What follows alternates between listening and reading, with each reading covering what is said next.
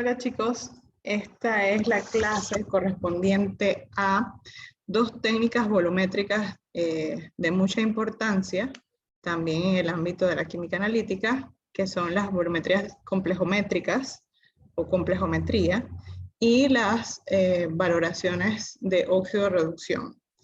Estos dos conjuntos de valoraciones abren un campo bastante amplio de posibilidades de análisis mediante técnicas de química húmeda para diversos analitos. Entonces vamos a ver las generalidades en las que están basadas estos métodos y además un par de aplicaciones, ¿no? que se usan en la vida real, en la vida cotidiana. Empezaremos viendo lo que son las volumetrías de complejos.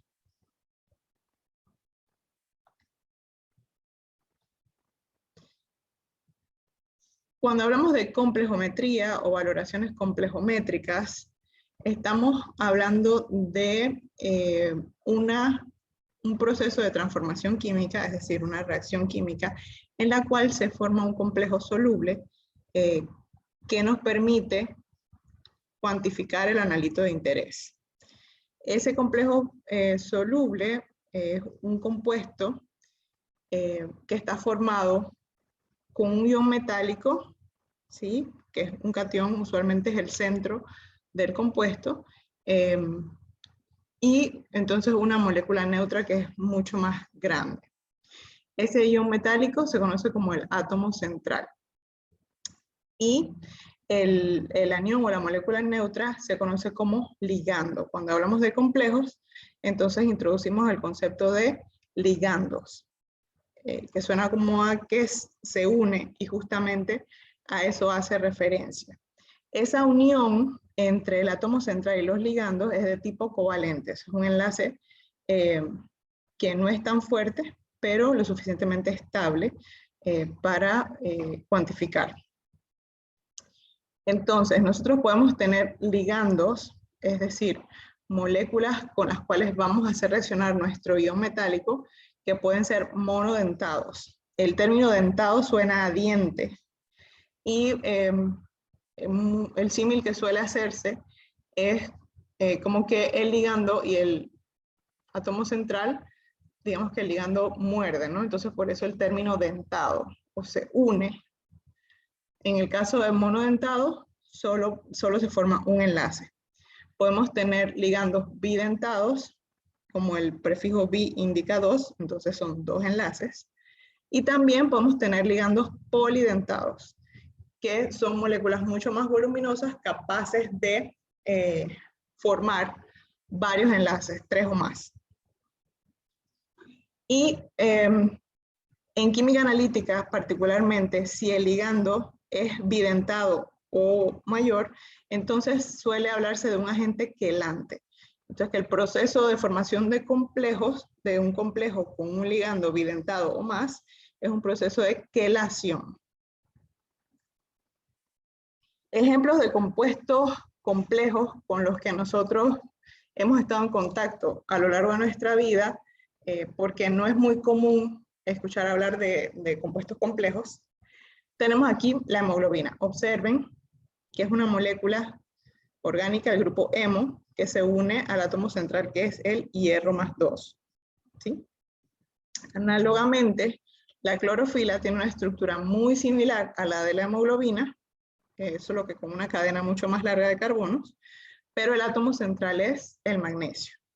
Entonces, cuando estamos hablando de complejometría, durante la titulación, lo que se está formando es un compuesto más o menos como este.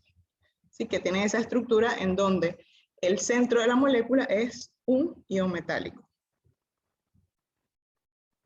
Entonces, aquí hablamos de estabilidad de complejo o estabilidad de la formación del complejo.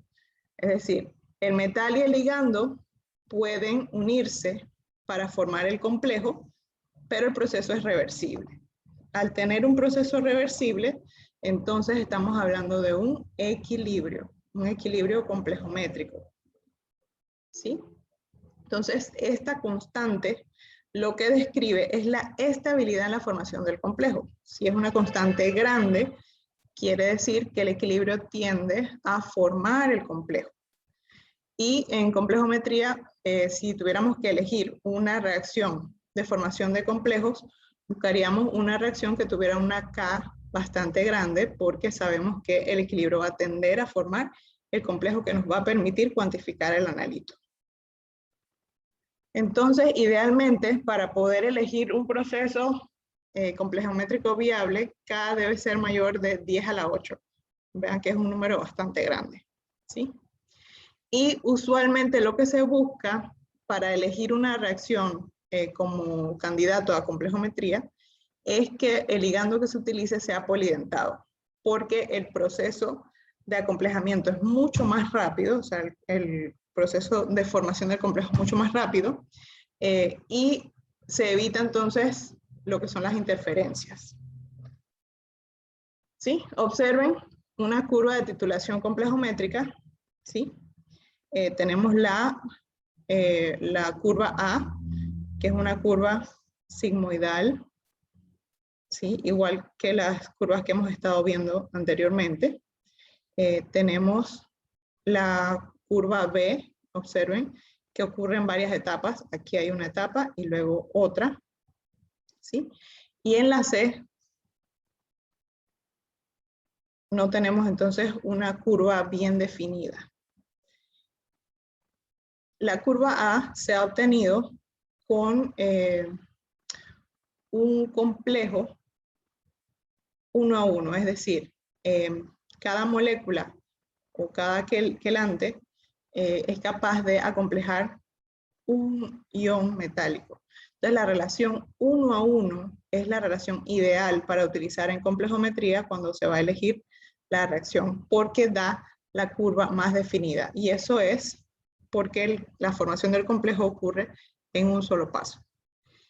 Y eso nos lo permiten los ligandos multidentados. Es decir, el complejo se forma en relación 1 a 1, independientemente de cuántos enlaces haya. Pero si el ligando es multidentado y puede atrapar más fácilmente al ion metálico en un solo paso, es lo ideal. El agente acomplejante por excelencia que se utiliza en química analítica es el ácido etilendiamine-tetracético, que abreviamos como EDTA. Usualmente cometemos el error de decir ETA, no es correcto, deletreamos todas las letras, EDTA. Antes se le llamaba berseno y se considera como un agente acomplejante universal cuya abreviación es H4Y. ¿Sí? Ese H4 hace referencia a estos hidrógenos, ¿sí? Que son unos hidrógenos ácidos. Son ácidos porque aquí hay una resonancia, este doble enlace puede venir para acá. Y cuando este doble enlace está aquí, entonces el hidrógeno es liberado. Y eso le da el carácter ácido a estas 4 terminaciones de la molécula. ¿Sí? Entonces, de ahí ese H4. El EDTA puede procesarse de manera que se le arrancan esos hidrógenos ácidos y queda entonces a disposición para formar enlaces con otros metales. Y puede existir en distintas formas, completamente desprotonado, que le falte solo un hidrógeno o 2 o 3. Entonces, dependiendo de eso, tiene un pH mucho más útil para acomplejar distintos metales. Entonces, cuando se trabaja con EDTA, es importante ajustar el pH para conseguir la valoración que se desea. Usualmente tenemos distintos titulantes complejométricos, como observan en el cuadro, y tienen entonces su analito específico con el que se trabaja. Y observan aquí que hay algunos señalamientos importantes sobre el tipo de indicador que se utiliza. Sin embargo, cuando pensamos en complejometría, usualmente nuestra primera opción es el EDTA. ¿Sí? Observen esta curva que nos dice que a medida que nosotros ajustamos el pH, logramos conseguir acomplejar la gran mayoría de metales utilizando EDTA. Entonces, tiene muchísima utilidad y por eso es que se le dice el agente acomplejante universal, porque únicamente con ajustar el pH, y eso, ajustar el pH se refiere a que hay que utilizar un amortiguador para que el pH no cambie. Se logra entonces, miren cuántos metales se pueden acomplejar diferentes. Entonces, es muy versátil el EDTA. Veamos ahora lo que es volumetría redox, o sea, volumetría de óxido de reducción. Aquí hay un par de conceptos adicionales que tomar en cuenta y tiene que ver con procesos de oxidación y reducción previos a la titulación. Y vamos a ver por qué. ¿Sí? Bien. Cuando nosotros vemos procesos redox, es importante que logramos identificar qué especie sufre qué proceso. Es muy útil que ustedes construyan esto, si tienen mala memoria pueden hacerlo, construyen una escala numérica, ¿sí? Y ven cómo cambia el número de oxidación. Si es hacia la derecha, es decir, si el elemento se hace más positivo, lo que está ocurriendo es una oxidación. Y si el elemento se hace más negativo, lo que ocurre es una reducción. Y cuando me refiero a más negativo puede ser, por ejemplo, de +3 a +2. ¿Sí? La carga no queda negativa, pero sí que se movió en dirección hacia la izquierda. Eso implica una reducción. Entonces, aquí, por ejemplo, en la reacción del hierro y del cerio, tenemos que el hierro cambia de +2 a +3. ¿Sí? Va en la dirección hacia la derecha, por lo tanto, es la semi-reacción de oxidación, SRO, semi-reacción de oxidación. Y el cerio, que va de 4 a 3, ¿sí? Va aquí en esta dirección, tenemos hacia la izquierda, entonces sufre una reducción. Por lo tanto, es la semi-reacción de reducción, SRR. ¿Sí? ¿Qué pasa en los procesos redox? Bueno, las cargas, digamos, es importante igualar la transferencia de electrones, porque en un proceso de óxido-reducción lo que se intercambian son electrones.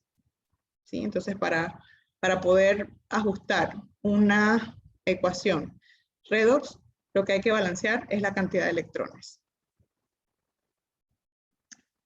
Para una valoración redox, el analito que nos interesa debe estar en un solo estado de oxidación.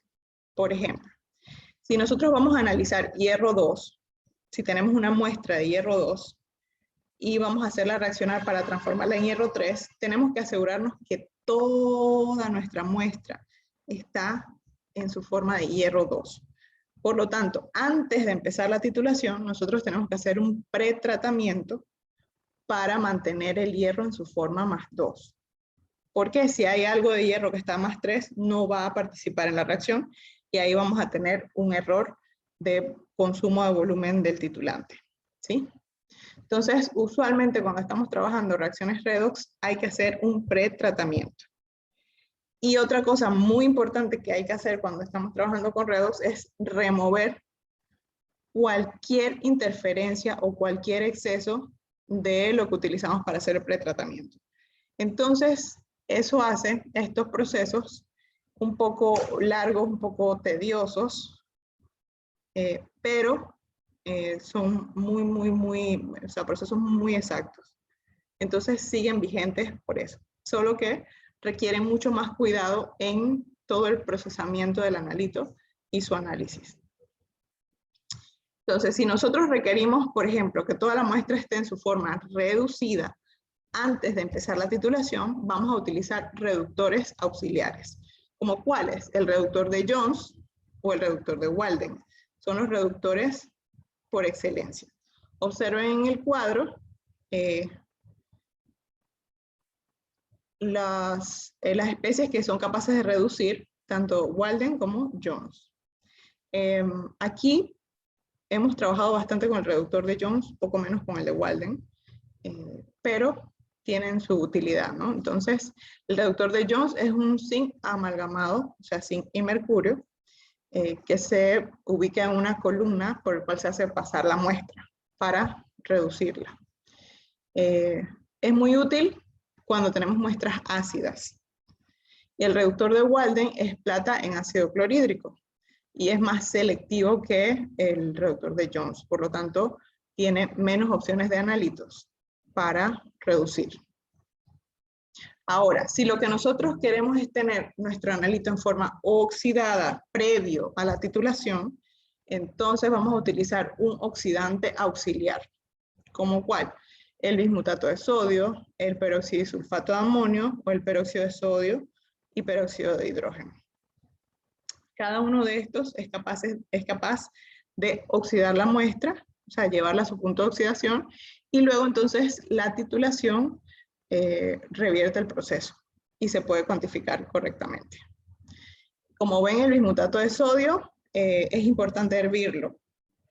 Y lo que sobra entonces filtrarlo para que no participe en la titulación. Todo esto de auxiliar es un pretratamiento, es decir, es una actividad previa a la titulación. El peroxisulfato de amonio trabaja en medio ácido. Y es importante entonces ebulir la muestra para eliminar el exceso. Y esta mezcla entonces es un oxidante fuerte y también se remueve por ebullición. Ahora, una vez que nosotros hicimos el pretratamiento de la muestra, ya sea reducirlo u oxidarlo, lo que prosigue entonces es la cuantificación mediante la titulación. Los titulantes reductores por excelencia principalmente es el hierro 2 y el tiosulfato. Usualmente usamos tiosulfato siempre que haya involucrado yodo. Siempre que se genera en una disolución yodo, vamos a titular con tiosulfato. Y el hierro es bastante útil en retrotitulaciones en medio ácido, porque ya habíamos hablado en clases anteriores que el hierro medio básico forma esos hidroxilos que son muy estables y no permiten que reaccionen con otras sustancias. Observen entonces, si tuviéramos que analizar, por ejemplo, oxígeno, utilizaríamos como titulante el tiosulfato de sodio. De hecho, es de las reacciones más utilizadas para la técnica de demanda bioquímica de oxígeno, que se hace mucho en química. Es una reacción bastante larga y con muchísimos pasos que hay que cuidar para que todo salga bien, pero que permiten la cuantificación de oxígeno disuelto, sobre todo en aguas. Como titulantes oxidantes tenemos el permanganato de potasio, el serio. El permanganato de potasio es un oxidante muy fuerte. Se usa todavía. El serio 4 se ha eliminado porque es cancerígeno. Entonces se procura o se evita su uso. Y el que más se utiliza entonces es el permanganato de potasio. Observen en este cuadro entonces los oxidantes más comunes. El dicromato de potasio también tiene muchísima aplicación, pero también tiene esa característica de toxicidad. Entonces suele evitarse. De este listado lo que más se utiliza es el yodo y el permanganato de potasio como titulantes para llevar a cabo reacciones en donde ocurre una oxidación. Es decir, donde el titulante oxida el analito. El dicromato, como les comentaba, que tiene muchísima utilidad, se usa siempre en medio ácido. Para poder que el proceso ocurra, el medio debe ser ácido, usualmente ácido sulfúrico. Es una sal, el dicromato de potasio es una sal indefinidamente estable. De hecho, el dicromato, si no fuera cancerígeno, sería el titulante perfecto porque cumple con todas las características e incluso es un patrón primario. Sin embargo, pues tiene esa dificultad de una elevada toxicidad y de riesgo de desarrollar cáncer, entonces por eso se evita su uso. El indicador que suele utilizarse cuando se trabaja con dicromato es el ácido difenilaminosulfónico y suele llamarse el DAS, se abrevia como DAS. Muy útil cada vez que se necesita cuantificar hierro, ya sea directo o por retrotitulación.